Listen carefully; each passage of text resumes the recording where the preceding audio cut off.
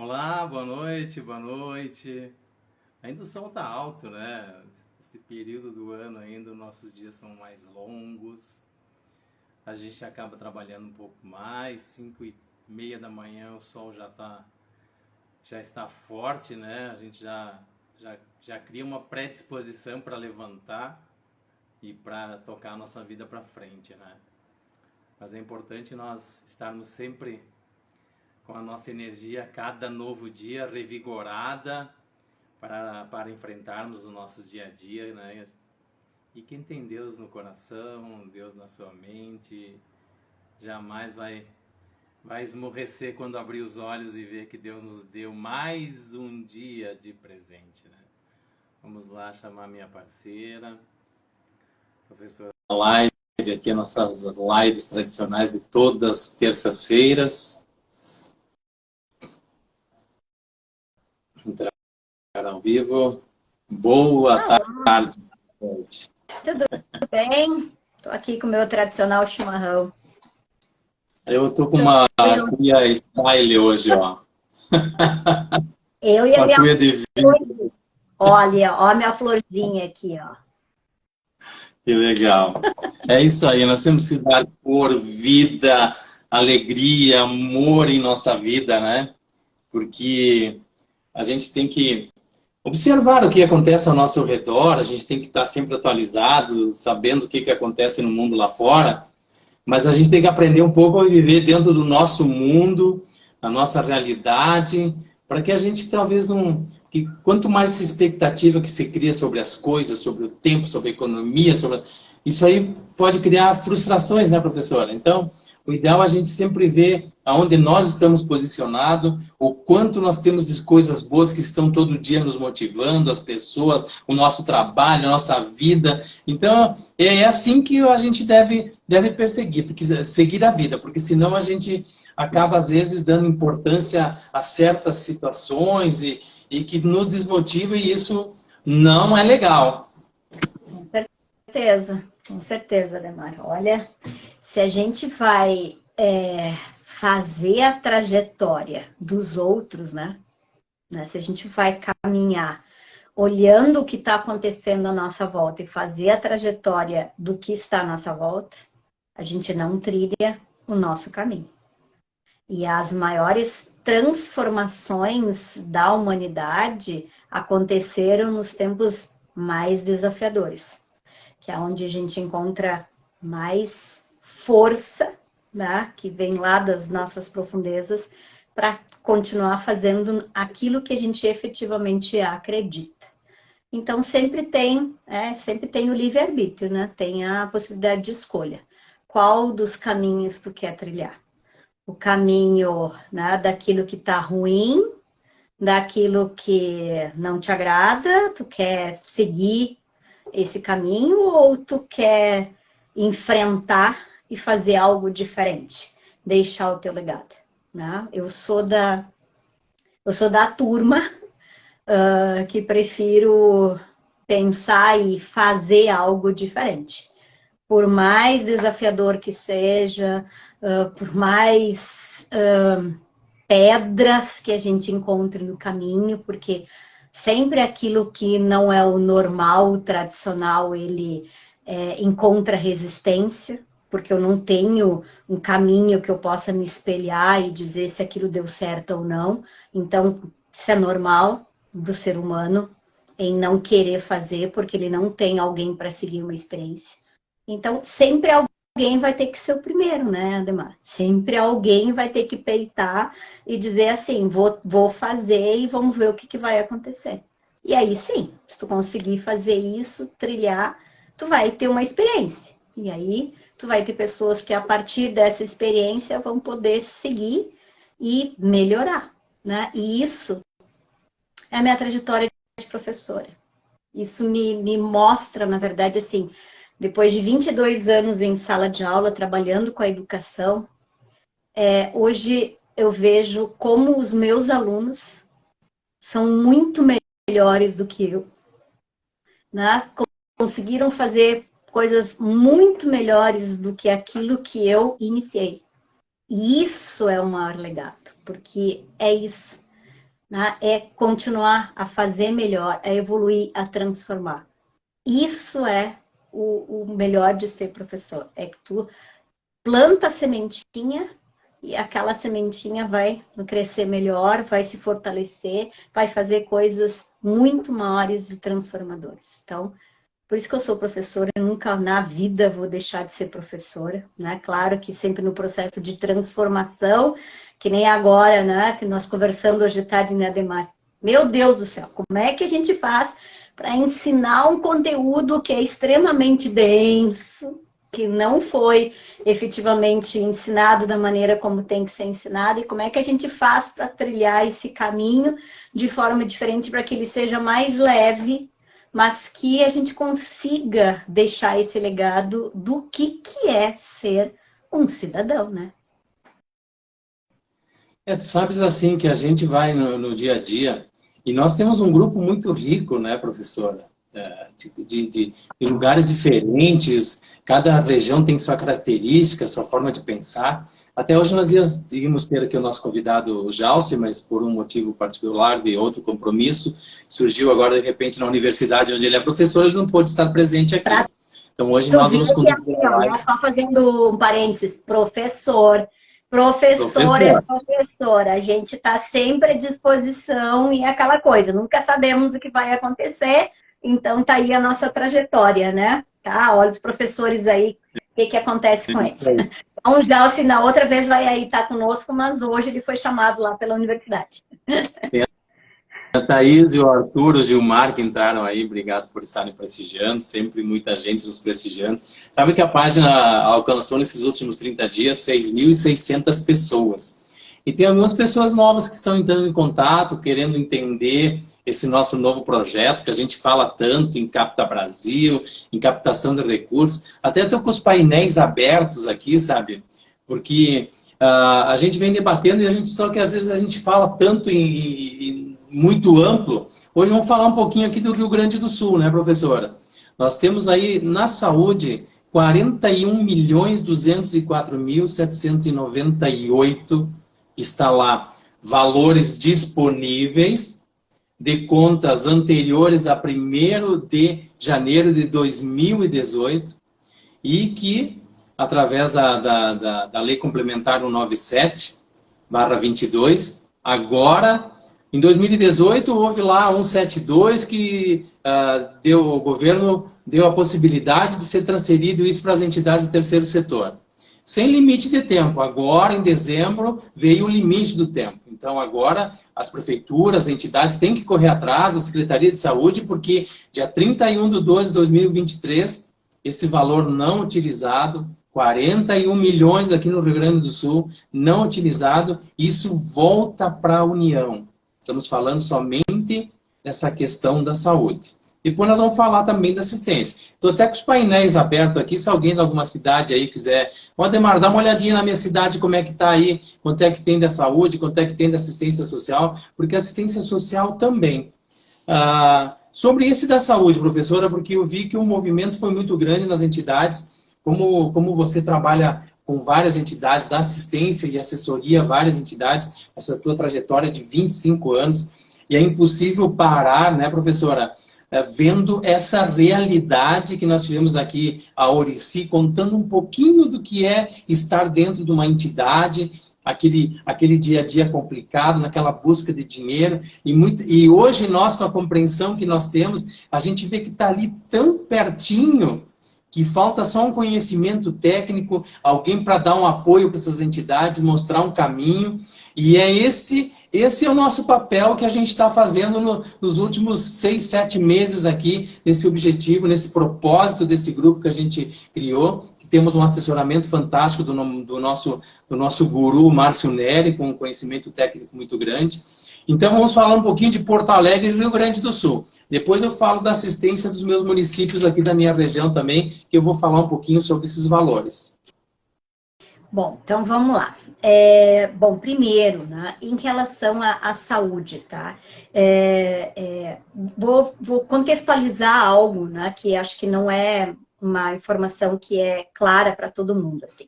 Primeiro, pelo texto da Constituição Federal, tá? A questão da saúde, ela tanto é trabalhado o SUS, né? Sistema Único da Saúde. Então, o Sistema Único da Saúde, ele é tripartite. Então, ele é organizado em nível federal, estadual e municipal. Cada um deles tem lá as suas funções propriamente ditas estabelecidas pelo texto da Constituição. E o atendimento propriamente dito, que é a prática, né, ela é feita a nível municipal e a nível estadual. Né? Essa função da divisão das competências em relação ao Sistema Único da Saúde, estabelecido pela Constituição. E o texto da Constituição, ele diz que esse sistema, ele tem tanto o atendimento direto por parte das secretarias municipais da saúde, secretarias estaduais da saúde, como ele tem a saúde suplementar, né? Que é, então, fazer esse atendimento através de organizações sociais. E estas organizações, então, é que vão fazer essas parcerias com o poder público. Então, nós estamos falando de um terceiro setor.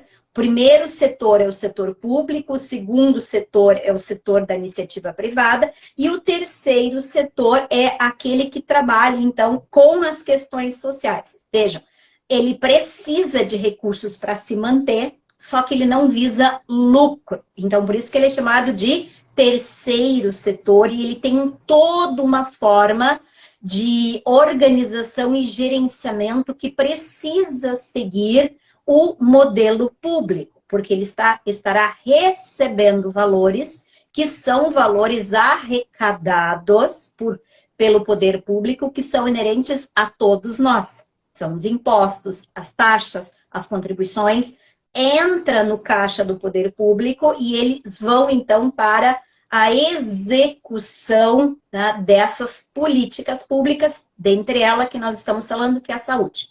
Então, primeiro, quando a gente fala do terceiro setor, a gente está falando dessa união, que é a iniciativa privada, que por não ter todo o sistema burocrático de gestão que existe dentro de uma administração pública, ele tem mais agilidade no atendimento, na execução prática. Porém, isso não significa que ele não tenha que seguir os regramentos os princípios públicos, porque ele está lidando com dinheiro que é de toda a população. Então, isso é o terceiro setor. Bom, então, o que acontece em relação à saúde, tá? Eu estou falando aqui de Rio Grande do Sul, vou falar mais especificamente da realidade de Porto Alegre, que é onde eu vivo, tá? Que é onde nós temos aí inúmeras entidades, organizações que fazem esse atendimento da saúde. Nós temos, desde 2009, né, nós temos tínhamos uma portaria que regulamentava a questão em relação à divisão, né, dos valores na área da saúde. Então, nós temos, pelo texto da Constituição, o regramento do SUS, tripartite, nós temos a lei que regulamenta o SUS, e essa lei, ela é um pouco diferente das outras leis em relação às políticas públicas, como, por exemplo, assistência social. A assistência social já é diferente. Então, cada uma tem os seus detalhes. Essa lei, que é a lei do SUS, ela estabelece que todo ano, né, precisa ser feito essa revisão, esse ajustamento. Por quê? Porque quando a gente pensa em saúde, sempre tem, né, coisas que precisam ser feitas todo ano. Tá? Então, a gente tem uma necessidade em termos de revisão, de adequação, feita todo ano. Isso já é algo que demanda uma organização por parte do poder público, que é diferente das demais políticas públicas. Segundo, essa organização, essa política, esse direcionamento desses recursos, ele precisa passar por esse comitê, na verdade, né, que é esse órgão de controle social, tá, que a lei estabelece, que precisa, então, validar todo esse direcionamento que está sendo feito em relação aos atendimentos, a toda a política que envolve a saúde. Então, só para entender Isso é um regramento que nós temos, né? Isso envolve qualquer organização municipal, tá? Bom, lá em 2009 nós tínhamos uma portaria que estabelecia, então, essa divisão em relação à destinação dos recursos, que era feita separadamente por contas, com base nos atendimentos. Então, para traduzir para as pessoas leigas, né, quando elas vão ser atendidas, elas recebem uma fitinha. Se tu tem lá uma fitinha no braço com uma fitinha vermelha, é porque tu está em alto risco. E aí, essa é uma política pública com destinação de recursos para uma conta gerenciada lá com dinheiro que entra naquela conta para aquele tipo de atendimento. Se tu tem lá uma fitinha amarela, né, já é uma outra conta com a direcionamento dos valores. Então, só para as pessoas entenderem um pouquinho na prática de como é que faz o gerenciamento dos valores, tá?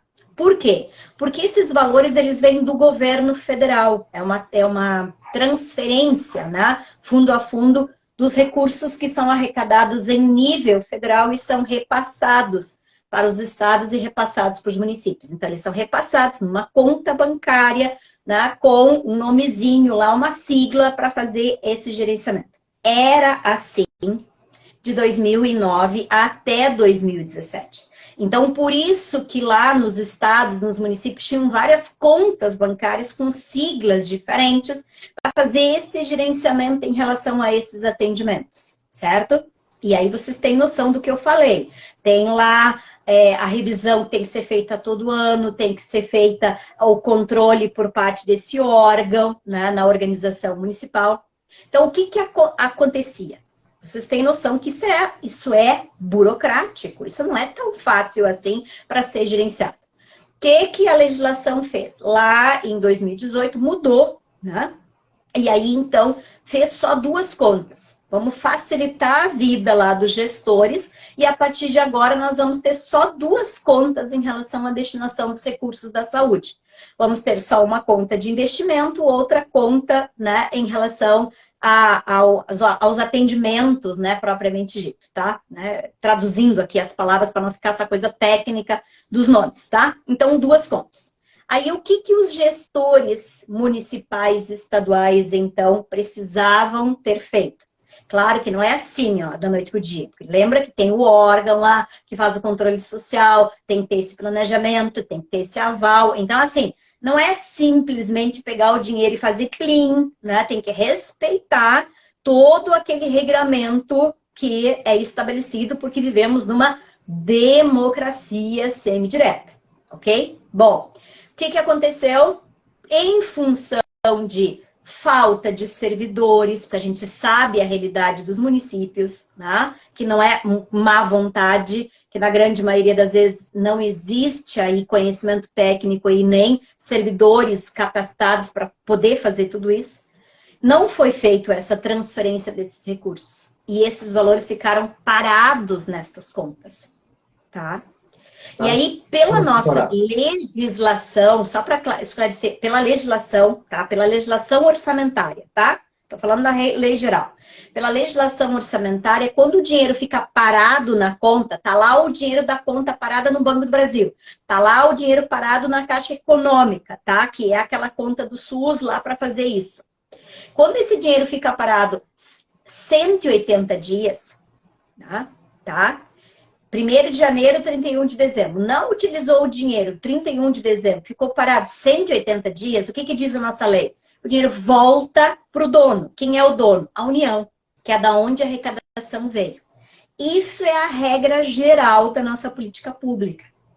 Só que daí, o que o governo federal fez? Não vou pegar esse dinheiro de volta, porque eu sei da necessidade dos estados e dos municípios em relação aos problemas enfrentados na saúde. Vou deixar que ele tenha mais tempo para poder fazer essa realocação desse recurso, porque eu sei que precisa de um órgão de controle social, que tem que ter validação. Então, eu tenho conhecimento que isso na prática não é tão fácil assim. Então, deixou para que os municípios e estados pudessem fazer isso. 2018, 2019, 2020, 2021, 2022. 5 anos. Dinheiro lá, tá? para os municípios poderem fazer esse processo, os estados poderem fazer esse processo. O que aconteceu? Boa parte deles, acabou de falar aí a quantidade de dinheiro que nós temos aí no Rio Grande do Sul, não foi feito. Então, esse procedimento legal, ele não foi feito. Porque não é simplesmente o gestor botar o dinheiro, ele tem todo um regramento legal, porque senão ele responde por improbidade administrativa, isso é crime, tem vários regramentos aí, ele fica impossibilitado de poder concorrer a cargos públicos. Então, tem uma série de implicações por trás se ele não segue o regramento legal. Então, muitas vezes, por medo de ser responsabilizado e não saber como fazer, é mais fácil deixar o dinheiro parado lá. Gente, vocês têm noção? O que é isso? Deixa o dinheiro parado lá porque eu tenho medo de ser responsabilizado porque eu não sei como fazer. Isso é a realidade do que nós temos hoje. O que o governo federal fez em 2022, dezembro de 2022? Esse dinheiro que vocês não utilizaram, que poderiam ter transferido para essas contas, ele agora, prioritariamente, vai ser utilizado pelo terceiro setor. Mas não é qualquer terceiro setor, é aquele que já trabalha, né, fazendo esse trabalho para aquela localidade. Então, por exemplo, Santas Casas, a Paz, né, que fazem esse trabalho voltado para a saúde, conforme os atendimentos anteriores, que tem todo um regramento lá de padronização com base na quantidade de atendimentos que são feitos no sistema da saúde, aí então, agora prioritariamente, estes recursos serão destinados para estas organizações. Então, é isso que nós temos agora da Lei Complementar número 197, que foi lá, então, publicada em dezembro de 2022. Só que detalhe, gente, aí que entra de novo, vou aqui retratar o desespero do poder público, tá? Estou me colocando aqui na função de prefeito, né, de secretário da saúde, para vocês entenderem. O que a lei estabelece? Esse dinheiro que vai ser prioritariamente transferido para o terceiro setor, entidades que trabalham com a saúde já, tá? Ele precisa ser executado até 31 de dezembro de 2023.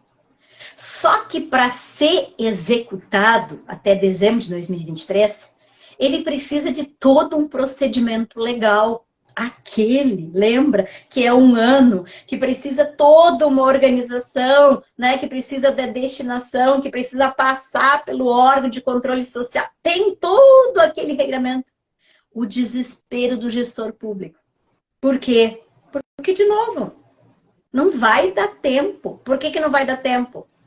Porque não existe conhecimento para poder fazer na prática a execução desses recursos. Precisa ter muito conhecimento técnico de todos os envolvidos para que esses recursos possam ser destinados e executados em 2023. Então, vou retratar aqui a fala de uma servidora pública, que eu não vou falar o nome, tá? Mas, né, colega aqui de Porto Alegre, servidora pública da saúde, que disse assim: ai, é tão mais fácil quando não envolve recursos. Fala dela. É tão mais fácil quando não envolve recursos. Por quê? Porque quando envolve os recursos, tem todo esse procedimento. E é aqui que eu quero parar. Pelo amor de Deus, nós precisamos encontrar uma forma mais ágil de poder lidar e colocar em prática esses recursos. Isso não vai poder continuar com tanta burocracia. E isso nós precisamos, na prática, entender que é possível. Só que para isso precisamos mudar culturas. Porque precisamos entender que nós temos dois princípios que precisam caminhar juntos. Que não é só o princípio da legalidade, que é a burocracia. Que é de mãos dadas a legalidade com a eficiência. Não adianta ficar pegado na questão burocrática legal se o dinheiro não chega para quem precisa na ponta. Vai continuar existindo responsabilização. E é isso que nós vamos ter que entender. O gestor público vai ser responsabilizado se ele simplesmente seguiu o regramento burocrático, sem que esse dinheiro chegue na ponta na eficiência. Então, ele vai ter que encontrar formas de alinhar esses dois princípios e esse dinheiro chegar para quem efetivamente precisa. É isso que nós precisamos transformar de cultura. E é isso que nós estamos tentando, Ademar. Não é fácil. Nós estamos tentando fazer isso em Porto Alegre. Um desafio tremendo, mas a gente encarou o desafio, a gente botou as metas e está cumprindo rigorosamente as metas em Porto Alegre. Assim, ó, são 2 bilhões e 300 milhões a nível de Brasil.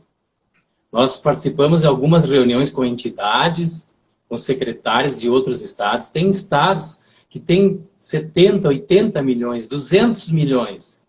Só que assim, professora, todo dentro dessa questão da legalidade que você retrata muito bem, eu vejo também, assim, um pouco, não sei se eu vou usar a palavra, não vou usar, vou usar negligência de alguns setores públicos. Porque assim, e a falta de conhecimento em visualizar. Porque em 2018, nós temos aqui os 40 milhões estão distribuídos em 1.493 contas. Quer dizer, em 2018 houve a eleição municipal.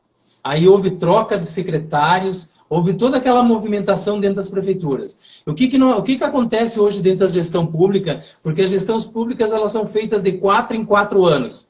Entra um prefeito, planeja para os seus 4 anos, talvez se reeleja, vá para 8, mas se não se reeleger nos 4 anos, termina aquela gestão, entra uma nova gestão que tem que descobrir tudo novamente como está. Ó, o nosso professor Márcio Nery está aí, ó. Se ele quiser entrar na live, ele pode entrar. Então, entra a nova gestão e acaba tendo que se inteirar de tudo, e muitas vezes tem aqueles secretários que são colocados para dentro através que ajudou na campanha do prefeito, ele tem que ter um lugar para ser colocado lá dentro. Então as pessoas deixaram de visualizar porque ficou somente aquelas duas contas. Aquelas contas que investimento e custeio. E as outras contas é que nem você falou. Precisaria todo de um regramento, toda uma questão de legislação obedecida, todo um processo para poder resgatar esses valores e botar nessas outras duas contas para poder normalmente ser utilizados e com mais liberdade do que antes. Mas essa falta, e alguns municípios que a gente contatou, porque você está mais inserida dentro do processo. Eu, por exemplo, estou um pouco fora. Então, eu liguei para alguns municípios, estando de fora, não tendo todo esse know-how que você tem dentro da entidade. Você já trabalha tempo com ela. Então, eles te olham com outro olhar. Agora, um cara de fora, ligando para o município, não, nós sabemos que temos isso aqui, a gente está mexendo, a gente está buscando. Não, mas eu tenho no relatório aqui, eu vejo que desde 2013 aquela conta está lá parada, aquele valor está lá parado, só está acrescentando o juro e que é todo dia, que é todo ano acrescentado ali, e ninguém mexe. Então, eles têm dificuldade de, às vezes, admitir essa questão dessa falta desse conhecimento e entender que tem outras pessoas que podem ajudar, como o Márcio Nery sempre fala, nós não sabemos de tudo. Nem todos os consultores sabem sobre tudo dentro de uma gestão pública. Então, muitas vezes, quando vem alguém com um olhar diferenciado, um olhar fora da caixa, que olha as coisas com outro olhar, que nem o Márcio Nery, a gente faz lives todos os dias, o Márcio Nery coloca conteúdo todos os dias sobre isso. Mas como a gente tem dificuldade deles darem abertura para conhecer um novo, que não seria novo, né, professora? Porque isso tudo está ali, isso tudo está dentro do princípio da legalidade. Não existiria, teoricamente, o novo. Demário, eu diria que não é uma negligência, tá? Eu diria que é cultural. E a gente tem que, cada um de nós, na verdade, tá? Dar um passo atrás e pensar primeiro de como é a formação do nosso país. Porque, assim, o Brasil, ele é totalmente diferente, por exemplo, da Alemanha, da Itália, né? Tá? Por que eu trago isso? Porque, assim, eu só posso falar por mim, tá? Consciência minha. Faz muito pouco tempo que eu me dei conta que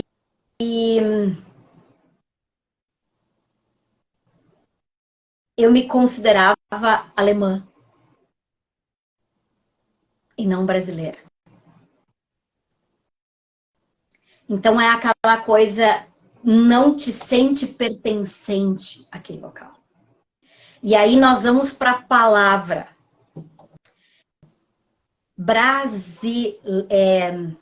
brasileiro. Mesma coisa que engenheiro. É o que? É a profissão. Na verdade, nós somos brasilianos e não brasileiros. Porque o brasileiro é o que? Escravo. É o que trabalha.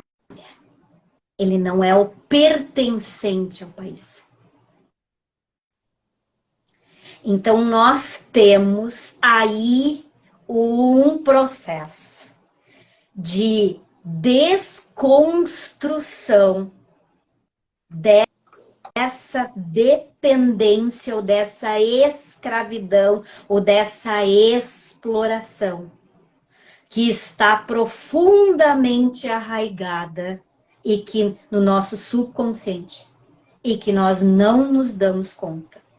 E isso faz com que a gente faça todo esse processo de reprodução na prática do que nós temos como seres humanos brasileiros e do que nós temos refletido em termos de administração pública.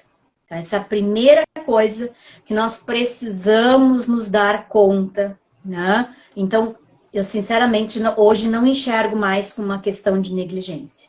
Eu enxergo como uma questão de necessidade de nós darmos um passo atrás e refletirmos sobre a nossa história, de todo o nosso processo de construção. Segundo, nós precisamos parar e refletir sobre as bases. A gente faz, eu estou falando por mim, a gente quer, brasileiro muito afobado, quer resultado, só que ao invés dele, né, para ele poder chegar no resultado, ele precisa primeiro fazer o quê? Ele primeiro, deixa eu só arrumar aqui, gente, tá, melhorou. Ele primeiro precisa fazer o quê? Voltou, deixa eu arrumar aqui. Ele primeiro precisa fazer o quê? Ele primeiro tem que pensar que se nós olharmos as bases da nossa Constituição, nós temos fundamentos, objetivos e princípios. Ok? Fundamentos, objetivos e princípios. Qualquer coisa precisa ter isso. Fundamentos, objetivos e princípios. E aí nós temos um fundamento que eu vou trazer, que é o fundamento cidadão. Esse fundamento não existe. Enquanto nós não tivermos este fundamento, que é o fundamento cidadão, nós não vamos conseguir transformar nada. Segundo, nós temos um princípio, que é o princípio de pacificação social, que é de solução pacífica das controvérsias. Eu pergunto, quem de nós, quando tem um conflito, vai e bate na porta do vizinho, senta, escuta o que ele tem a dizer, conversa e tenta resolver? Que tem uma questão com o sócio, senta. Que tem uma questão com o filho, senta. Que tem uma questão com a esposa e senta. Eu pergunto, quem de nós faz isso? Então, adianta a gente falar de como age o gestor público? Ele, na verdade, só é o reflexo de quem nós somos enquanto cidadãos. Eu não vou ter um gestor diferente de quem eu sou, porque quando eu chegar lá para exercer esse papel, eu vou estar refletindo o que eu faço aqui. Então, enquanto nós não tivermos uma mudança propriamente dita em relação a toda essa compreensão, nós não vamos ter diferença em relação à administração pública. Ela é o reflexo de quem nós somos enquanto cidadãos brasileiros. E será isso acontece... Esses dias eu vi uma manifestação de um prefeito que disse: eu estou fazendo a minha gestão com base no tripé. Gestor público, universidade, escolas e o setor privado. Aí quase levantei e perguntei, mas e o cidadão? Onde é que anda o cidadão, meu Deus? Se foi através dele que você chegou até aqui, se você foi eleito por ele, e como é que pode um gestor público ter essa visão? E é isso que é preocupante. Porque nós temos essa visão, Adhemar. Nós temos essa visão. Porque antes de mais nada, nós somos cidadãos. Porque e aí, de hoje... novo, olha o raciocínio, Adhemar. Olha o raciocínio. Ele precisa estar vinculado a uma instituição. Está vendo o subconsciente da escravidão? Eu não me considero individualmente como pessoa. Eu só me considero se eu estiver subordinado a uma instituição. Tá vendo o que nós temos em termos de subconsciente aqui, que nós temos que trabalhar como brasilianos e não como brasileiros? Porque enquanto nós continuarmos a ser brasileiros, nós continuaremos a ser escravos. Mas eu entendo. Escravos de outros países. Eu entendo. Só que assim, ó, eu penso o seguinte: hoje, por que o cidadão não consegue ter uma maior representatividade? Porque geralmente ele chega na prefeitura de forma isolada, ele vai lá e diz: prefeito, poxa, tem um buraco na frente da minha casa. Quando é que você vai arrumar aquele buraco na frente da minha casa? Agora ele não pensa como chegar lá como uma associação de um bairro e dizer: prefeito, nós precisamos começar, tem o nosso acesso do nosso bairro que está complicado, tem a minha rua que está cheia de buraco para você chegar lá, nós estamos precisando de esgoto para a rua tal, a rua tal, a rua tal. Eu penso que essa questão muito egoísta das pessoas de resolver o seu problema, o gestor público começa a enxergar o cidadão como uma pedra no sapato. E aquela pedra no sapato está todo dia aqui, e eu já ouvi isso, né? Eu já ouvi isso. Pô, o cara só chega aqui para me dizer que tem um buraco na frente da casa dele. Tem mato na frente da casa dele, que é onde tem a calçada, que ele deveria roçar, que ele devia fazer. E aí o que a gente fala nos nossos outros aprendizados que nós tivemos, que são os 5 agentes da inovação, e eles têm que estar presentes para isso ter força, que é o setor público, privado, as escolas, as entidades representativas e o cidadão. Enquanto o cidadão não souber o seu papel dentro desse processo, a gente vai passar por muito disso ainda. E os gestores públicos não vão enxergar o cidadão como que o resultado de todo o trabalho dele tem que ser o cara lá da ponta que vai receber os benefícios, os serviços e tudo aquilo que ele vai implementar. Então, eu na minha singela visão aqui, né, como cidadão, também estou aqui me colocando como cidadão. O nosso problema é esse. Então, o cidadão tem que se organizar um pouco mais, As pessoas têm que começar a olhar um pouco menos para o seu problema e pensar a nível coletivo. Eu fiz uma campanha política, meu irmão foi candidato a deputado estadual, e a gente percebe esse egoísmo. Não existe uma organização, cada um pensa por si. E aí a gente vai ter um longo caminho pela frente para mudar a cabeça do gestor. Só que o gestor, eu penso que ele teria que, a partir do momento que ele bota o pé lá dentro e que ele é eleito, ele teria que mudar essa visão. O olhar dele tem que ser no macro. O que eu vou fazer aqui em prol do meu cidadão? O que eu vou fazer em prol da comunidade, do município, dos munícipes que me pagam, que me elegeram, que me sustentam, que ajudam a sustentar a prefeitura? Então, não sei, professora, é um desabafo, é uma forma de enxergar. Tá certo, Ademar, tu tá totalmente certo. Infelizmente é essa visão. Então, tu vê como a gente tem um processo aí pela frente para poder trabalhar essa questão a título educativo mesmo. Isso é um processo de transformação a título de educação. Eu vou dizer que, assim, colocando aí que tu colocou, acabou de sair uma reportagem há pouco agora, colocando ali o estado do Rio Grande do Sul como o terceiro estado mais competitivo do Brasil. E as pessoas aplaudindo, e eu, meu Deus, quanto desafio pela frente. Porque se eu sou competitivo, eu sou o contrário do quê? De colaborativo. E aí eu continuo sendo o quê? O individualista. Então vejam onde é que a gente está no ranking.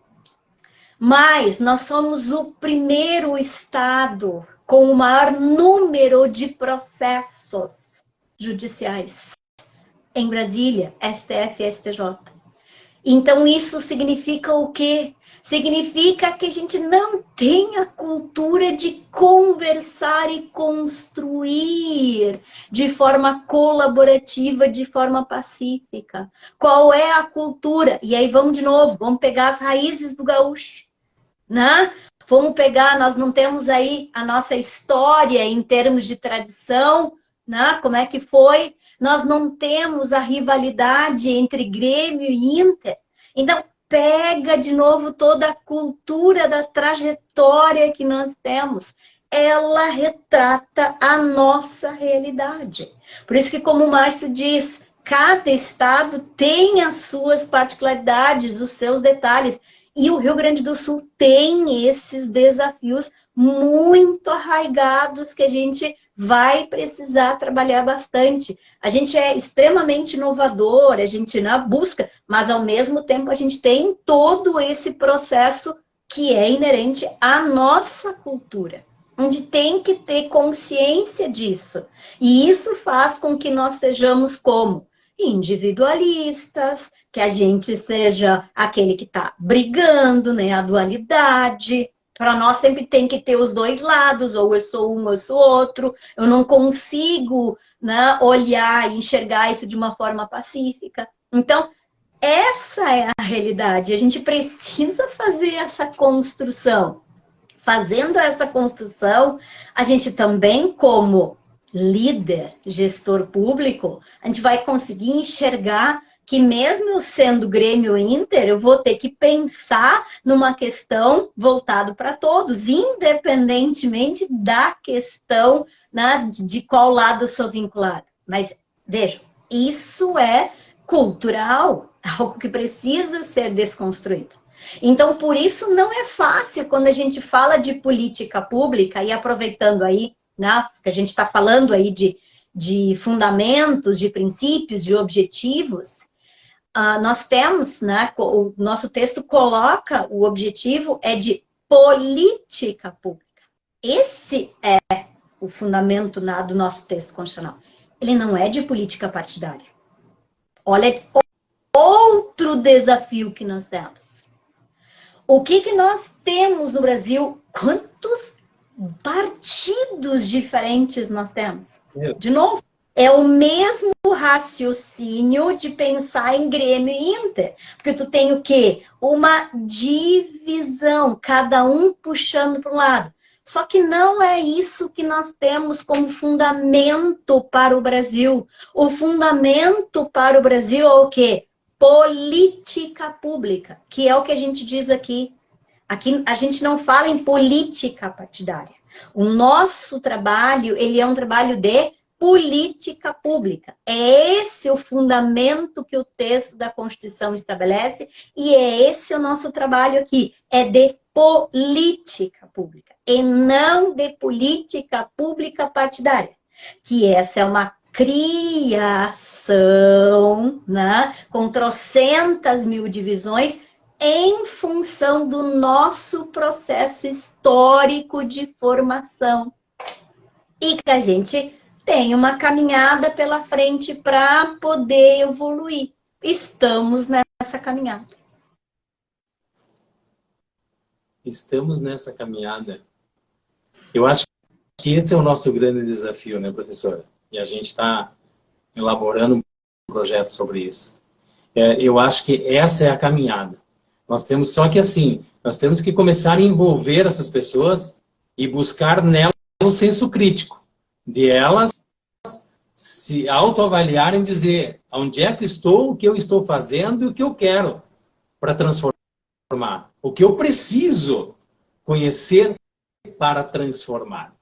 Então é uma caminhada muito complicada de a gente conseguir agregar essas pessoas, fazer elas se engajarem num propósito de mudança de cultura, de forma de viver, de pensar, de agir. Então hoje nós estamos com a filosofia aqui lá nas alturas, né? Hoje, eu te diria o seguinte, não é difícil. Não. Não, assim, ó, eu vou dizer assim, a pessoa que trabalha com pacificação social, tá? Eu sou conciliadora, mediadora, trabalho com círculos de paz, justiça restaurativa. Então, assim, esse é meu mundo, tá? Então, a primeira coisa que eu faço é trocar a palavra. É desafiador. Porque desafios a gente enfrenta. Dificuldade a gente não chega perto. Então, é desafiador. Mas não é difícil. É desafiador. Segundo, fazer essa caminhada, só de ter essa consciência, né, e fazer essa caminhada, já é o início. O lema da minha vida é: as palavras seduzem, o exemplo arrasta. Então, eu sou o exemplo. Se eu conseguir ser o exemplo, quem vem atrás de mim vai estar enxergando o que eu estou fazendo. Porque se o que sai da minha boca não condiz com o que eu faço na prática, ninguém vai fazer. Ninguém vai se espelhar e vai ver que isto foi possível, que alguém já fez a trajetória. Então, se cada um pegar para si e for o exemplo, né, para as pessoas que estão à sua volta, a gente transforma o Brasil rapidamente. E aí tem uma música linda, né, que eu adoro, que é a música, né, que fala sobre isso, que tu cantou, né, no Natal, que é exatamente nessa questão de menos palavras e mais atitudes. É isso com que haja a transformação. Tu cantou essa música no Natal e eu simplesmente amei. Você é o espelho, né? Então a gente tem que ser realmente. E assim, e a gente enfrenta muito esse problema, né? Do que as pessoas falam em relação da forma que elas agem. E como isso vai entrando em descrédito, essas pessoas perdem a credibilidade e a confiança. Então nós temos toda essa questão dos nossos parlamentares, dos nossos representantes, e que às vezes a gente fica naquela ânsia de que talvez essa transformação venha de lá para cá. E eu acho que essa expectativa a nós, e a gente viveu muito isso durante toda pós-eleição, aquelas pessoas na rua, se criou a expectativa de algo que deveria vir de algum lugar, e que ninguém conseguiu descobrir qual é que era esse lugar, porque tudo isso infelizmente parou de uma forma abrupta, assim, que a gente, enfim, não vou entrar nesse detalhe, porque não é nosso objetivo aqui. Mas assim, mas é que é muito importante nós refletirmos sobre isso. É aonde que nós queremos ir, o que nós queremos trilhar, o que nós queremos buscar, e aonde que nós devemos buscar a nossa referência para isso. Ter esse conhecimento, de nós sabermos aonde nós vamos buscar a referência para trilhar esse caminho. E é bastante complicado, mas hoje tu deu uma demonstração muito grande aqui em várias falas tuas sobre o que é isso. E a gente só consegue essa transformação através do conhecimento, não existe outra forma, é o conhecimento. E a gente tem que se colocar à disposição para aprender. Com certeza, olha só, tu falou, né, da questão, falamos da saúde, assistência social. Por que existem, né? Vejam, na saúde existem ainda várias organizações em função da questão da saúde suplementar que trabalham com isso. Agora, na assistência social o desafio é muito maior. Por que na assistência social, né, o Márcio nos mostra aí, no processo evolutivo aí de anos, que é devolvido inúmeros recursos a cada final de ano, final de exercício financeiro. Por que tantos recursos são devolvidos para o governo federal com tantas pessoas precisando efetivamente na prática de comida, né, de um lugar para dormir? Por que tantos recursos são devolvidos? Por quê? Porque falta o quê?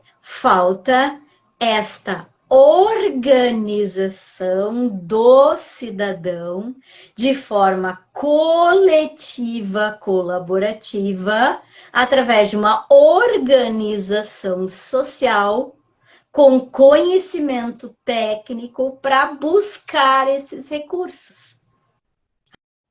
Tá vendo? E cada vez são devolvidos mais recursos. Então não adianta culpar o poder público, porque ele não pode destinar o recurso individualmente para um cidadão. Né? Mas ele pode fazer um chamamento. Não. Mas ele pode fazer um chamamento. Aí, ele pode olhar, chamar e auxiliar. Ademar, ele faz o chamamento. Só que aí o que acontece? Temos as leis. As leis exigem os requisitos. Aí as instituições não estão habilitadas com base no regramento. Ou então, estão habilitadas, só que aí, o que a legislação nos coloca? Nós precisamos executar e prestar contas dentro do exercício financeiro. Aí o que acontece? Recebe o recurso, não consegue executar. Aí a organização tem que devolver o dinheiro para o poder público e o poder público tem que devolver o dinheiro para o governo federal. Entendeu como é que é na prática? É indignante. Essa é a realidade prática, Ademar. Essa é a nossa realidade prática. É desesperador isso, meu Deus, porque a gente convive com a necessidade e com a dificuldade das entidades. Aqui nós temos a PAI, nós temos a CODEF. Quanto sacrifício, meu Deus, e está tudo aí. Professora, é assim, você já está nesse universo há anos, então tu consegue ter um olhar um pouco diferenciado. Eu já olho isso com outro olhar um pouquinho mais preocupante, porque eu vejo que, meu Deus do céu, nós precisamos auxiliar, nós precisamos tentar trazer um pouco mais de informação, buscar orientar essas entidades, essas pessoas, porque senão elas vão viver eternamente nessa dificuldade e muitas vezes se eles não abrirem um pouquinho o leque para a gente poder colaborar e ajudar, isso também não vai acontecer. Então, meu Deus do céu. por isso que tem aí várias entidades que estão nos assistindo aí, estão comigo aí. O que eu estou fazendo agora, né? Que eu fiz um projeto piloto, né, em 2022 e agora esse é o projeto que eu implanto agora, né? Por isso que eu estou, inclusive, com várias coisas com falta de tempo, né? Eu vou auxiliar as organizações e as pessoas que têm projetos. O que eu faço? Pego na mão e faço na prática. Então, acompanho com elas todo o processo. Então, analiso primeiro a organização, o projeto, vamos fazer o projeto junto, só que não sou eu que vou fazer, eu ensino, vai ter que ir para casa, para a organização vai ter que fazer, volta com o tema de casa feito, tira as dúvidas, vai o próximo passo. Então, pego na mão e levo essas organizações todas na prática para que elas entendam e consigam fazer. As pessoas que têm projetos maravilhosos e que não sabem como fazer, né? Pego na mão, ensino como fazer na prática. Mas assim, não tenho tempo para poder fazer um curso, desenvolver, não dá. Preciso auxiliar essas organizações para que elas minimamente consigam caminhar, tá? Até que elas tenham daí condições de se aprimorar e fazer um curso mais aprofundado, especializado. Mas não dá. O mesmo anseio que tu tem, desespero, eu também tenho. E é por isso que eu já estou fazendo essa trajetória na prática. Porque eu vi que simplesmente ensinar não estava resolvendo. Porque as pessoas, tu fala, explica, mas como elas não têm a noção de como fazer na prática, né? Elas não conseguem, porque a primeira dificuldade elas não têm para quem recorrer. E aí elas não têm condições de pagar um advogado para ter assessoria, porque elas dependem de recursos e aí elas continuam no meio do caminho. Então, é exatamente por isso, nessa mesma preocupação, que eu estou fazendo esse passo a passo, né, trabalhando com elas, né? Estou organizando, na verdade, começo agora, tá? A fazer esse trabalho. Fiz um projeto piloto, deu muito certo e vou fazer isso. Então, vou acompanhá-los para fazer o projeto, para fazer a captação de recursos, para fazer o cronograma de execução, para a prestação de contas, ou seja, eu só largo da mão quando elas entregaram a prestação de contas final e tiveram aprovado. E o dinheiro não voltou para o governo federal. Daí a minha missão está cumprida, eu dei o passo a passo do início até o fim, elas minimamente conseguiram entender como funciona e aí sim vão ter a capacidade de dar o próximo passo. Eu aqui na minha região, uns 13 municípios aqui no entorno de Nova Prata, nós temos 2 milhões de reais disponíveis e não foi no último exercício utilizado pela Secretaria de Assistência Social disponíveis. Tem municípios que têm 550 mil reais. Esses municípios nossos pequenos, que é de 20, 30 mil habitantes, 15 mil habitantes, muitas vezes você tem 500 mil reais. Se você der 100 mil para uma entidade, 200 mil para uma outra entidade, pensa o quanto isso vai ajudar as entidades locais. Então, eu acho que eu penso que eu vou ter que começar a fazer esse trabalho também, né, professora? É procurar essas entidades e começar a compreender. Vamos lá.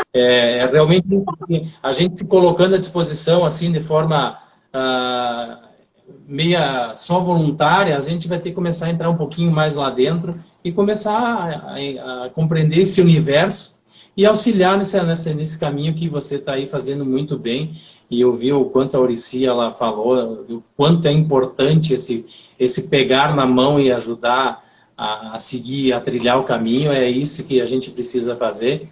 E estamos ficando isso, é uma mudança de cultura para nós mesmos, né? Porque também a gente vem numa forma de conduzir as coisas, chega no momento que a gente tem que largar alguns princípios ali atrás, não princípios, algumas coisas que a gente faz e fazer diferente também, né? Se a gente quer atingir algum propósito, atingir algum resultado, né? Certeza. Então tá. Missão, Ademar, missão. Ser a minha melhor versão.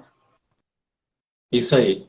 Minha melhor versão. Cada dia eu sou diferente. A cada dia eu aprendo um pouco mais com todos vocês e vou me transformando e dou o próximo passo. Então, essa é a missão. Ser a minha melhor versão. Que show! Bom, nossa live hoje, como nós havíamos previsto, que ia ser diferente, foi fantástica. Eu acho que hoje aqui conheci muito mais, que a gente só se conhece via tela, né, professora?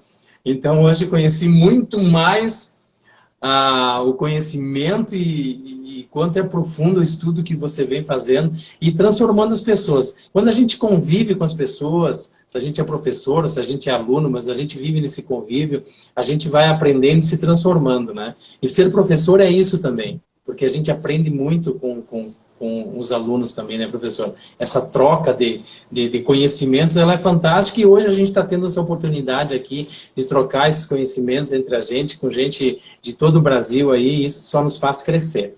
Então, novamente, gratidão por nós estarmos aqui, de você ser a minha parceira de vida aqui agora, de propósito, e a gente vai continuar a nossa missão aqui. Obrigado a todos que estiveram aí. Deixe as suas palavras finais aí, professora. Semana que vem temos convidada já confirmada. Então, pessoal que tem projetos. Eu tenho um projeto, eu queria fazer, né? Então, semana que vem, convidada, mostrando como é pegar na mão e conduzir para fazer um projeto, sem ter uma organização social, mas eu ter um projeto e querer fazer isso como projeto. Então, se tu tá aí e quer fazer um projeto e não sabe como, semana que vem a convidada vai poder nos esclarecer, tu vai poder fazer todas as perguntas aí, Ademar, para ela, né, de como é que está sendo essa experiência em relação a fazer um projeto. Que show! Novamente vamos trazer a prática dentro